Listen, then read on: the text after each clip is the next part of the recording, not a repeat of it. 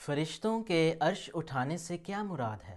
اس حوالے سے حضرت خلیفۃ المسیح الخامس ایدہ اللہ تعالی بنصر العزیز فرماتے ہیں، سورۃ الحاقہ میں واضح طور پر فرشتوں کا ذکر کر کے فرمایا کہ قیامت کے دن وہاں 8 فرشتے عرش کو اٹھائے ہوئے ہوں گے۔ یہاں عرش اٹھانے والوں سے مراد اللہ تعالیٰ کے فرشتے ہیں یا وہ صفات ہیں جن پر اللہ تعالیٰ کی طرف سے یہ فرشتے مامور کیے گئے ہیں، جو سورۃ فاتحہ میں بیان ہوئی ہیں، یعنی رب ہے، رحمان ہے،